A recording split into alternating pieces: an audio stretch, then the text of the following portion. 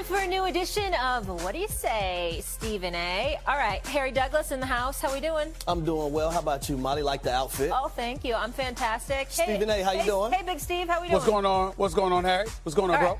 So here's the rules, guys. I come to you first, and then we'll see what Stephen A has to say. Let's do it. Sound pretty good? All right, first I've got this. The NFL distributed club rule change proposals. The Lions are looking to eliminate an automatic first down as a penalty imposed for defensive holding and illegal contact. Detroit led the league with 11 defensive holding penalties in 2024.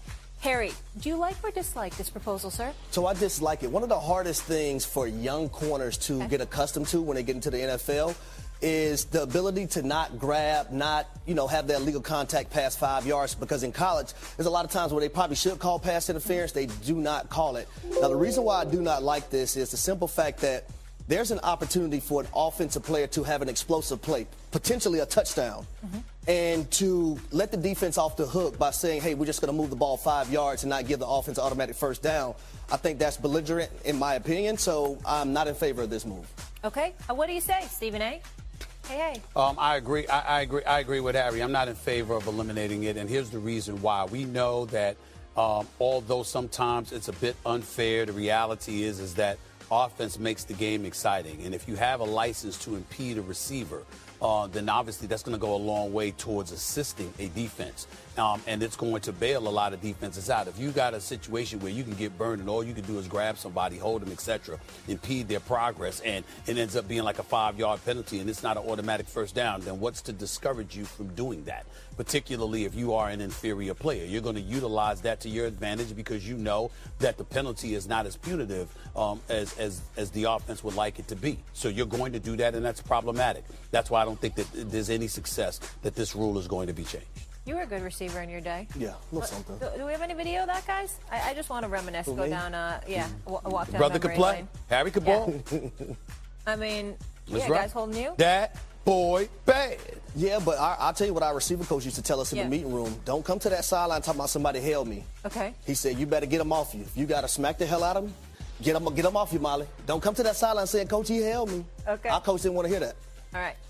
Second one we have here. The Lions' second proposal aims to amend the playoff seeding format, allowing wild card teams to be seeded higher than division champions if they have a better regular season record. In 2024, all three NFC wild cards outperformed NFC South champion Tampa Bay and NFC West champion Rams. Harry, you down with this change? So I actually love this, and the reason why, I'm going to go all the way back to 2008, when you had the Indianapolis Colts who went 12-4, and they went out to San Diego at the time to play the Chargers, who were 8-8 and won their division.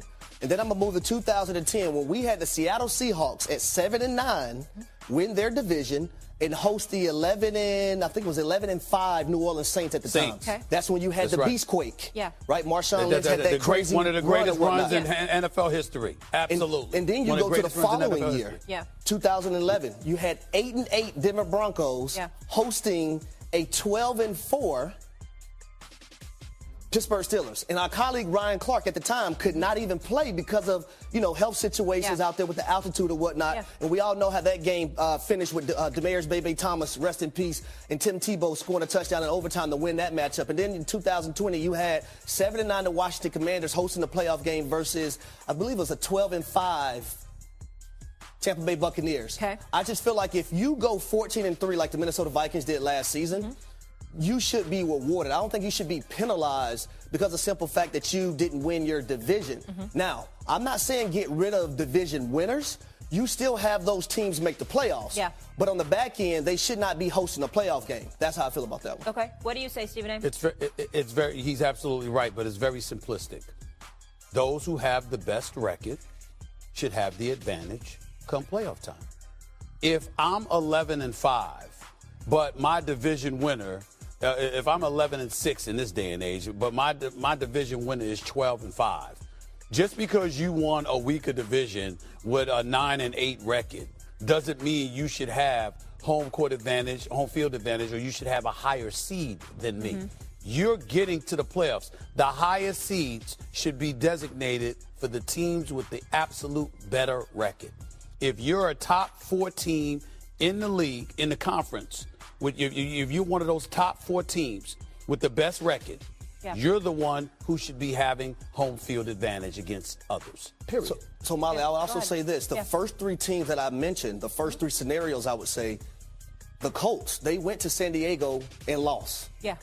When you look at the New Orleans Saints, they went to Seattle and lost. Yeah. And then the last one, the Pittsburgh Steelers, went to Denver and lost. The only one that won in that scenario that I just gave up, the multiple ones that I just did, was the Tampa Bay Buccaneers, and they went and won the Super Bowl that year. All right, I got another notable proposal. This is coming from the Eagles, who want both teams to get a possession in overtime regardless of the first drive's outcome over a single 15-minute period, citing competitive equality. Philly made the suggestion despite not playing an OT game last season.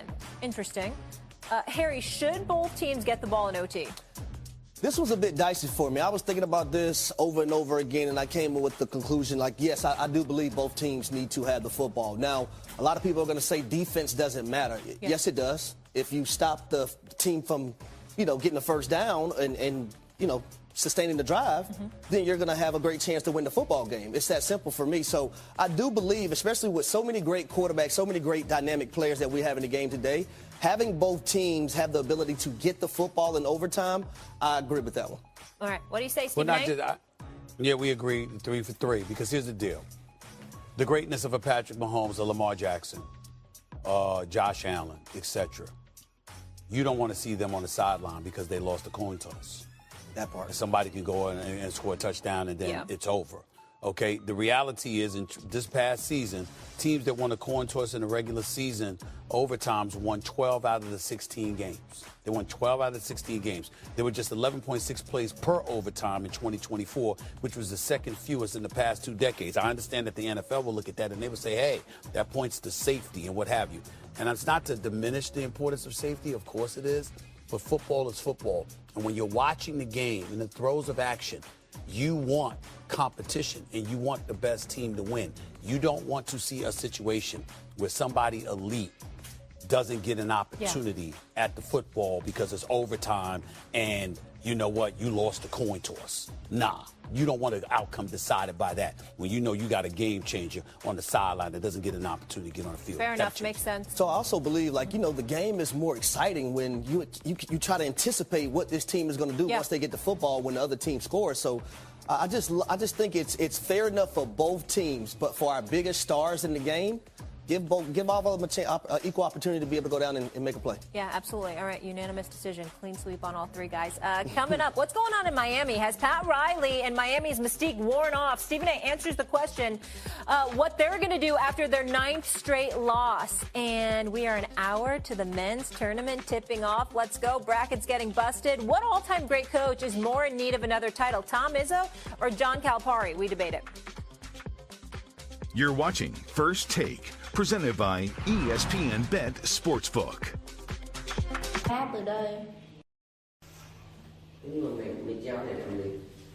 Cái dây này bắt buộc phải không treo thì bây giờ em cũng gọi là điên được không?